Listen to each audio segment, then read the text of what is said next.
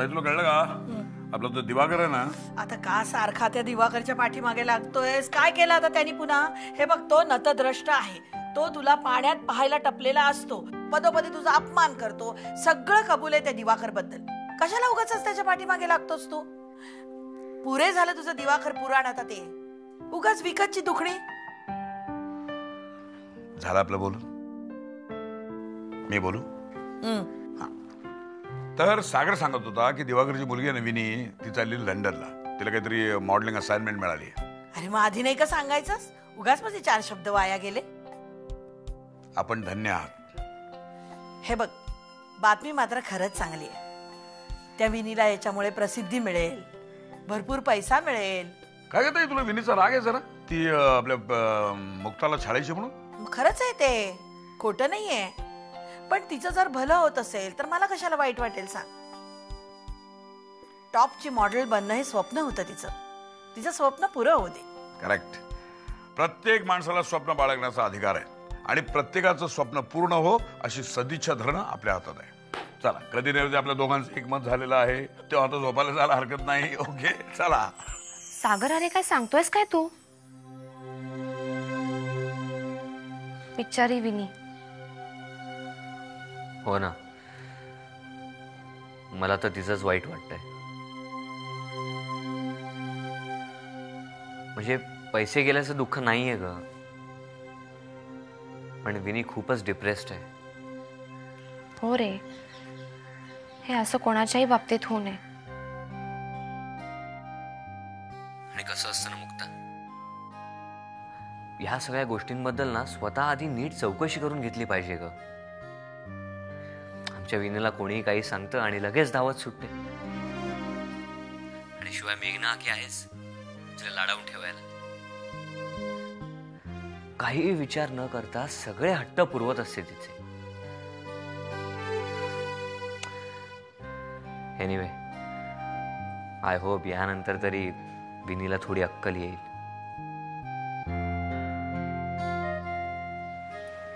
सागर, मी विचार करत होते, मी उद्या घरी परत येते. तू येशील ना मला न्यायला? हो, येणार आहे.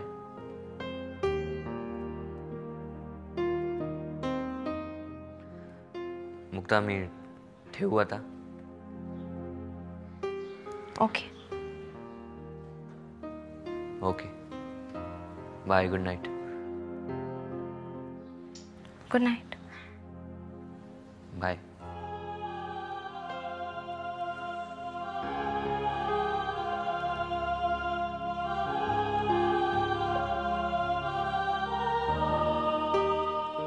नाथा, भेटलो मी आज त्या राजूला. काय म्हणत होता चिल्लर राजू? म्हणत बरंच काही होता, पण सगळ्यात महत्वाचं म्हणजे सागरचा एक मित्र आहे, विजय. या विजयला म्हणे सागर बद्दल असं काहीतरी माहिती आहे ज्यामुळे सागर त्याला घाबरून असतो आणि तोंड बंद ठेवण्यासाठी वरचेवर पैसेही देतो म्हणे. अच्छा, असा झोल आहे काय? ते पण या विजयावर आपण विश्वास ठेवू शकतो? राजूचं तरी असं म्हणणं आहे. उंदराला मांजर साक्ष. बरं मला सांगा, हा विजय खात्रीला आहे का नालायक या राजू सारखा?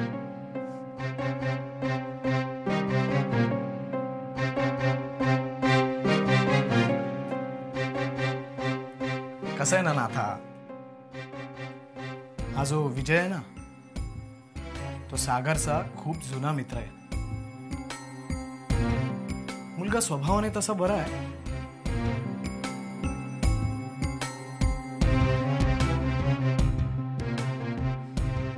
सागरच्या प्रत्येक व्यसनात तो त्याला सामील होता.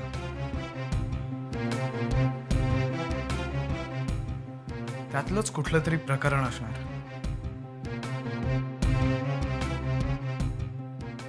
तर संशय आहे की सागरच्या हातनं भयंकर काहीतरी गुन्हा घडलाय. मग आता हो? आता काय, सागरचं ते सिक्रेट कळेपर्यंत विजय आपला बेस्ट फ्रेंड.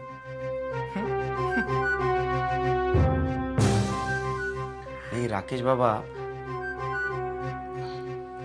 जे काही कराल ते सांभाळून करा. कळतंय रे मला. नाही तसं नाही, हे विजय आणि राजू सारखी रद्दी मुलं फार डेंजरस असतात दोस्तीला. जरा सांभाळून.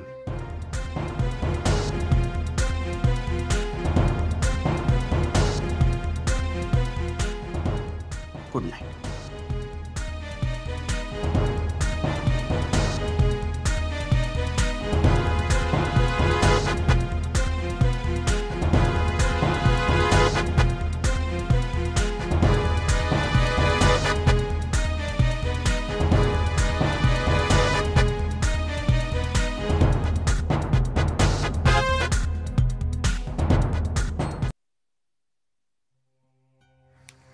राजू, तुला खरं सांगतो, दारूने माझी पूर्ण वाट लावली आहे. अरे असं बघू नकोस, मला कळतंय, सगळं कळतंय. तरी घेत आहे. मग काय करू, आदत से मजबूर हूं. सोडायची इच्छा आहे यार. ते दारूने असं घट्ट धरून ठेवलंय. जाऊ द्या हिजराव, जाऊ द्या. काय आहे ना, जगात माणसाला लय लय लय लय सवय असते, लय. तशी तुम्हाला एक आहे, नका मनाला लावून घेऊ. जाऊ. मनाला लागतं रे. तुला सांगतो, सागर आहे ना, पहिले माझ्याच सारखा होता. येऊन टाईट व्हायचा आणि मग मी त्याला घरी पोहोचवायचो. आणि आज मी टाईट आहे आणि तो बघ, दारू सोडली, काम करतोय आणि त्या मुक्तासारख्या मुली बरोबर लग्नही केलंय. चायला त्या मुक्ता बरोबर लग्न म्हणजे एक जोकच आहे यार, मोठा जोक.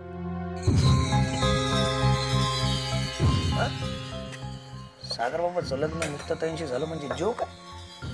हा? काय तुम्ही बोलले ना आता जोक? हा, त्यांचं लग्न जोक आहे. काय सांगा. मी बोललो जोक? काही काय जोक मारतोस यार. चल तू मला एक जोक सांग. एक जोक सांगतो. जोक जोक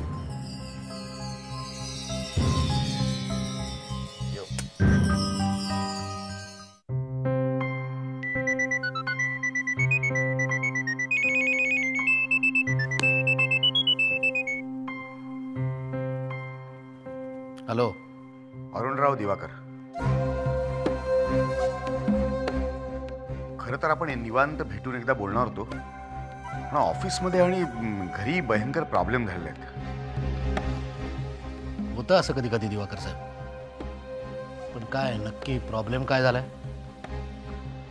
आमची विनी आहे ना, ती एका ॲडच्या शूटिंगसाठी UK ला जाणार होती. पण झालं काय, ती एअरपोर्टवरती गेली आणि तिची ती मॉडेल कॉर्डिनेटर आलीच नाही हो तिकडे. वेळेचा पत्ताच नाही. That serious. She must be very upset, is it? पण पैशाचा वगैरे काही प्रॉब्लेम नाही ना झाला? नाही काय, 2 लाख रुपयाला गंडा घातला ना तिने. आणि प्रश्न पैशाचा राहिला नाही होता. 2 लाख रुपये काही फार मोठी रक्कम नाही आमच्याकडे. पण झाले काय की अलीकडे त्या गोवर्धननी कायदे काढून एवढे कडक केलेत की आम्हाला पैचा हिशोब द्यायला लागतो ऑफिसमध्ये. व्हॉट? This is ridiculous. म्हणजे मालकालाच पैचा हिशोब द्यावा लागावा? काय बोलायचं तुम्हाला, सांगू का तुम्हाला? पूर्वी माझ्याकडे मार्केटिंग सेक्शन होतं, मग क्लायंटला ट्रीट करायला लागायचं. आणि हे क्लायंट एंटरटेनमेंटच्या नावाखाली मी घरच्यांना आणि मित्रांनाही बाहेर घेऊन जायचो. पण आता या एवढ्याशा बिलासाठी चेकिंग आणि रिचेकिंग होते. दिवाकर साहेब, या विषयावर नक्कीच काहीतरी बोलण्यासारखं आहे. एकदा नीट बसूया, बोलूया आणि काहीतरी काहीतरी तोडगा काढूया त्याच्यावर. प्लीज अरुणराव.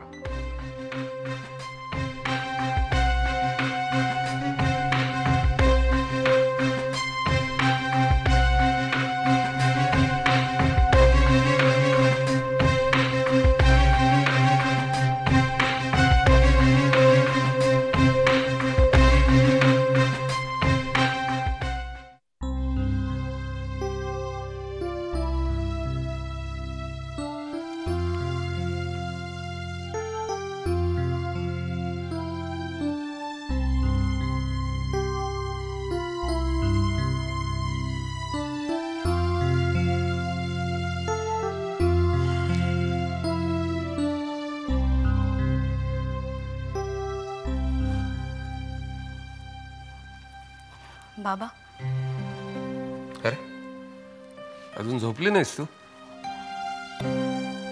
झोप लागत नाहीये. कसला एवढा विचार करतेस?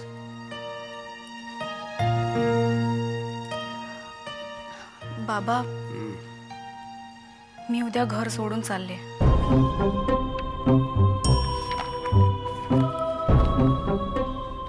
काय? तू काय बोलतेस हे? तुझं तुला कळतंय का? बाबा, तुम्ही जे काही करताय ते मला अजिबात पटत नाहीये. बाबा, कांता शेठ हा जगातला सगळ्यात शेवटचा माणूस आहे का ज्याच्याकडे तुम्ही काम करताय? त्याचे काळे धंदे लपवण्यासाठी तुम्ही तुमच्या ज्ञानाचा वापर करताय आणि त्यासाठी तो तुम्हाला भरपूर पैसे देतोय, हो ना? हो. बाबा, तुम्ही एवढ्या शांतपणे हो कसं म्हणू शकता? बाबा, तुम्ही तुमच्या ज्ञानाबरोबर तुमचा आत्मा सुद्धा विकलाय का त्यांना? माणसाला आत्मा असतो की नाही मला माहिती नाही, पण भूक असते, प्रचंड भूक. कोणाला पैशाची भूक असते, कोणाला सत्तेची भूक असते, कोणाला नावलौकिकाची भूक असते. प्रत्येक जण आपापल्या परीने ती भूक भागवण्याचा प्रयत्न करत असतो. उशिरा का होईना पण माझ्या ते लक्षात आलं. बाबा, अजूनही वेळ गेलेली नाहीये. तुम्ही तुमचा निर्णय बदलू शकता. कांता शेठला सोडून द्या बाबा. अजून कितीतरी मार्ग आहे तुम्हाला. तुम्ही परत काही करू शकता अजून बाबा. नाही, पण कांता शेठ बरोबर काम मी माझ्या मर्जीने करतोय आणि यापासून आता मला कोणीही अडवू शकत नाही. ठीक आहे, मग मलाही माझा स्वतंत्र मार्ग शोधायला हवा. कारण तुम्हीच शिकवल्याप्रमाणे जो माणूस काळे धंदे करतो तो गुन्हेगार असतो आणि त्याला जो माणूस मदत करतो तोही गुन्हेगार असतो. अशा माणसाबरोबर मी राहू शकत नाही, कारण मुळात मला त्याचे तत्वच पटणार नाहीत.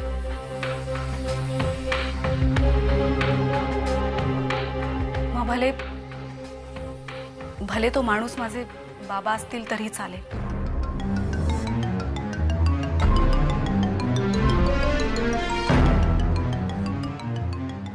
उद्या सकाळपर्यंत तुम्ही तुमचा विचार जर बदललात तर मला सांगा, नाहीतर मी घर सोडून जाईन.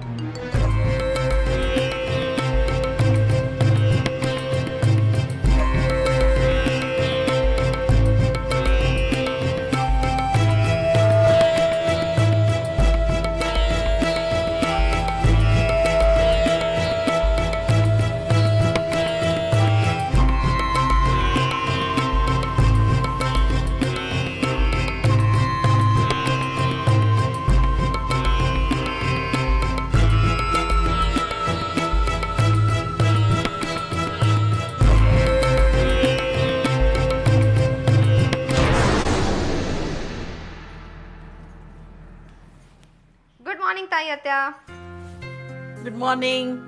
अरे वा, काय सकाळी सकाळी काय चाललंय? ब्रेकफास्टची तयारी. एवढी? हे बघ, मी चीज सँडविचेस केलेत आणि आत्तासाठी समोसे करते. अगं बाई, एवढं सगळं कशासाठी आहे? अगं पप्पा एकदा ऑफिसला गेले की येत नाहीत ना परत लंचला. मग असं करते मी, त्यांच्या लंच बॉक्स मध्ये चीज सँडविचेस देते आणि आत्ता आपल्यासाठी समोसे. शोभतेस ग बाई, शोभतेस. संसारात मुरलेली गृहिणी शोभतेस. आत्या, संसारात मुरलेली गृहिणी ही पदवी मला मिळवायची, त्याचीच ही प्रॅक्टिस चालली. एवढी प्रॅक्टिस केलीस तर सहज मिळेल पदवी तुला. काय माहिती म्हणजे का काय? अगं प्रभूंच्या घरातली ही प्रॅक्टिस मला काय तिकडे उपयोगी पडणार नाहीये. तुला तिकडच्या खाण्यापिण्याचं रुटीनच माहित नाहीये. ऐकलंस तर वेडी होशील. हे बघ, सकाळी एकतर मानची कॉफी असते, नंतर विदुलाचं चॉकलेट मिल्क, कोणाला स्ट्रॉंग कॉफी, कोणाला माइल्ड टी, कोणाला कडक चहा, कोणाला ग्रीन टी. काही विचारू नकोस. या सगळ्यांचे लाड पुरवण्यासाठी ना दिवसाभरात 100 प्रकार बनवावे लागतात. या सगळ्या जेवणावरती मी नुसती देखरेख जरी केली ना तरी दमायला होतं. किंवा देखरेख करणारा माणूस आयुष्यभर उपाशी तरी राहील. काय ग बाई, या खाण्याच्या तारा म्हणायच्या की लाड? ए बाई, सकाळपासून इतक्या गप्पा मारल्यात तुझ्याशी, मला निदान 1 कप गरमागरम चहा तरी मिळेल? ऑफकोर्स मिळेल ताई आत्या, तू बस, मी आत्ता करून आले.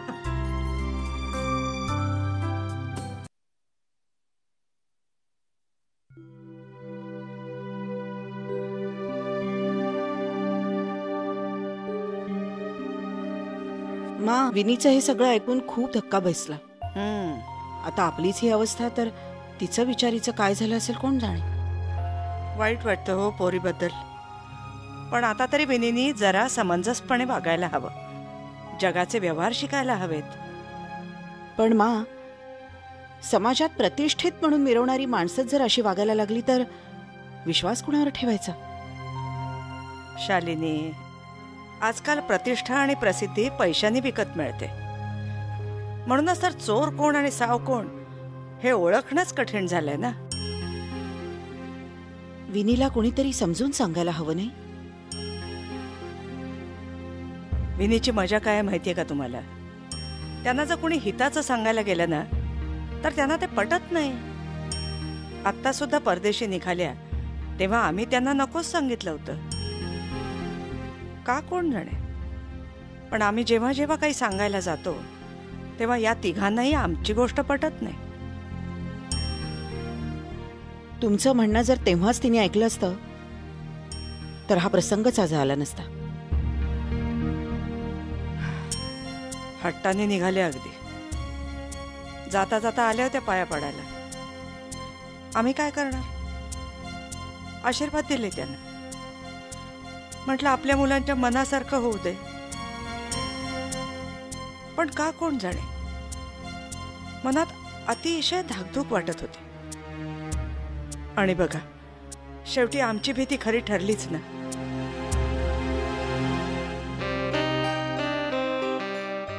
दुर्दैव विनीचं आणि आपलं सुद्धा.